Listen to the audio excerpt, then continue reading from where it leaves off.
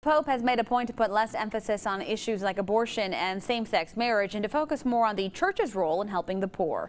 Nicole Chadwick talked with some local Catholics who think he's the wake-up call the church needs. He is not your ordinary pope. He's the closest thing to Jesus that we've seen in a long time, and of course we knew what happened to Jesus.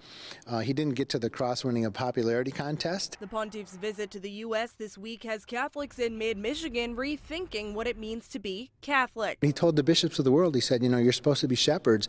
The problem is you don't like the smell of the sheep. East Lansing pastor Mark Inglot says he's steering the church in a new direction. The Pope recently said he can't be the one to judge on same-sex marriage and that priests will be able to absolve the sin of abortion, which has a lot of people changing their minds about him. He appeals to so many different people, and those labels of, you know, conservative or liberal, they can't pin them on him. In a new Washington Post poll, about 75% of Americans like Pope Francis, but only 47% of them like Catholicism as a whole. And for Father Bernard Riley from St. Mary in Lansing, that means something needs to change. So he thinks other priests should follow the Pope's lead. His emphasis on living a very simple lifestyle now at the Vatican, and that's a great call for the rest of us to take a look at some of the things that we get very comfortable with, and sometimes to the detriment of those who are more in need. And other Catholics agree. He's an amazing, amazing